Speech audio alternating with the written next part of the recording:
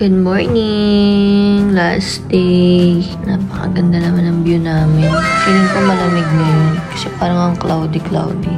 Andito kami ngayon sa Studio City sa 23rd floor. At bababa kami sa 2nd floor para mag-take ng breakfast. Sobrang ganda ng view namin. Parang gusto ko pa mag-extend, char. Ada sa tulog. Wala ko naman tulog. Matulog. Parang gusto ko matulog. Nakakatawa lang talaga dahil relate na relate kami sa mga memes sa social media about sa paggising kapag nagta-travel dahil kapag nasa bahay kami, late na kaming gumigising. Hindi dahil sa gusto na naming magpuyat, kundi dahil sa mga trabaho na kailangan pang gawin. Pero kapag may buffet, effort talaga para gumising. Dahil sino ba naman ang hindi ma-excite sa breakfast buffet, di ba? Relate ka din ba? Hehe. Yan na nga, tuloy-tuloy lang kami, may seat agad. Naka-short lang ako, labig pala. Paano ba naman? Ang nadala lang namin na damit ay yung mga literal na panglakad at pantulog. Pero yung susuotin kapag nag-buffet, kahit ano na lang, wala naman sigurong dress code dito, di ba? Wow, gusto kong mag-waffle. Ito ang pre-breakfast sa Studio City.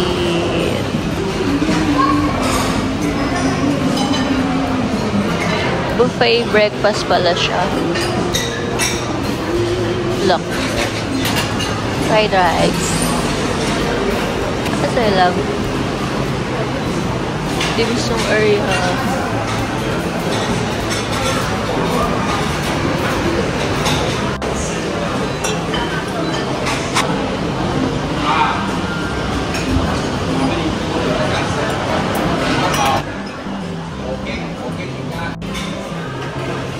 Sushi area. Guys, ikot ko lang kayo ng mabilisan para at least meron kayong idea sa kung ano-ano ba ang mga pagkain sa breakfast buffet nila.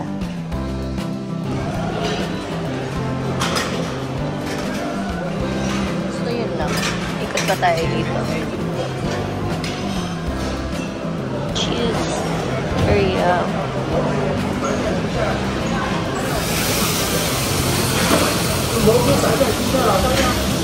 Ito meron pa.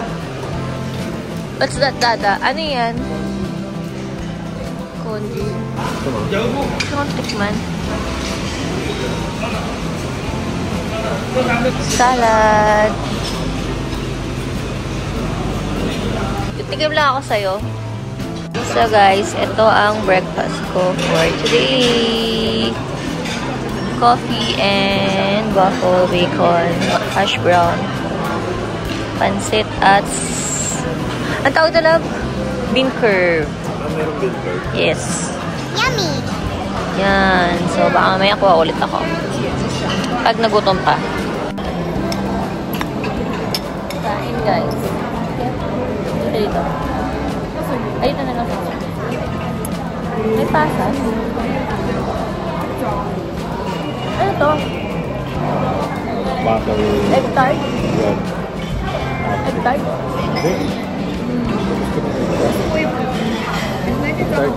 Sarap? Yummy! Paano lang kung may church yung ano? Late check-out? Are you willing to pay? Pero dapat pala yun, mag-check-in pa na. Try na. Pero alam ko na yung ano yung bayan. Yung pansit nila, lasang pansit. What? Laban daw 30 days. Masarap yung tart. Yeah.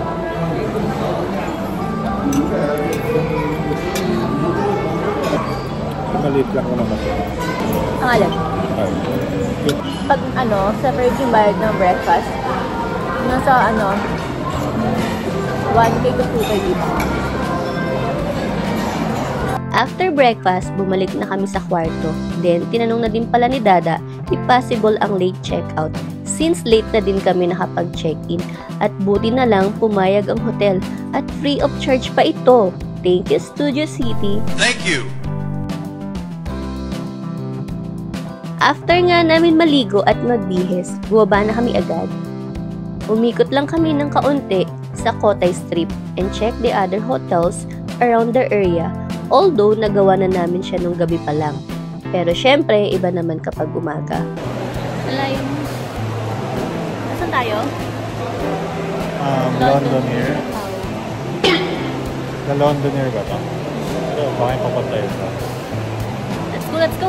Venetian yan. If you do some research kung saan ba ang mga Instagrammable sites dito sa Kotay Streets, isa na siguro itong escalator. Hindi namin alam who started this trend, pero sa ngayon crowded siya, kaya we decided to opt out sa trend dahil sayang sa oras. But eventually, may nadaanan kaming escalator and tried that trend. Iba pa rin yung original, but pwede na.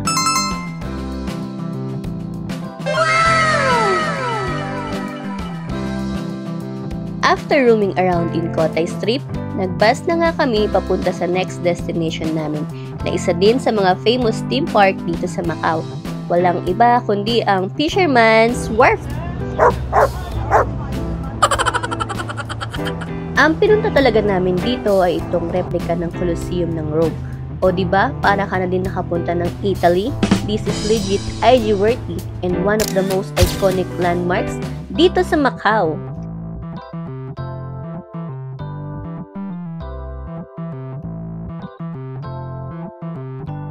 We took a bus ride again for our next destination, another famous landmark here in Macau, St. Paul of Ruins.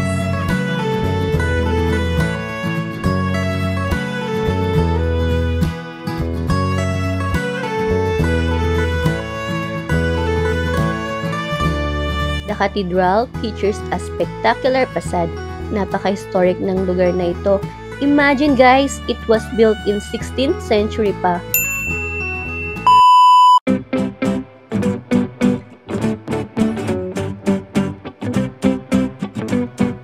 And of course, huwag kakalimutan ng beef jerky. Halos pagbaba lang siya ng St. Paul of Ruins.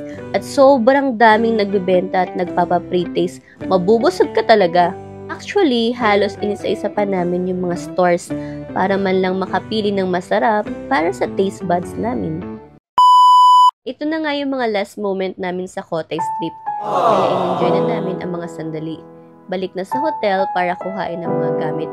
Free of charge lang din pala kapag nag-iwan kayo ng gamit sa hotel.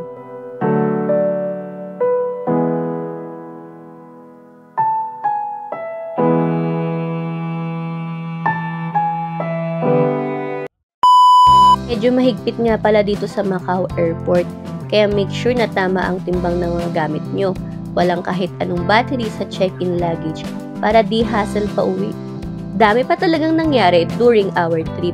Kaso nga lang, ang dami ding na-corrupt na video. Sayang hindi namin siya na-share sa inyo. For us, isa lang ang ibig sabihin nun. Kailangan pa namin bumalik. Hoping na nag-enjoy kayo sa trip namin. Samahan nyo ulit kami sa susunod. Salamat!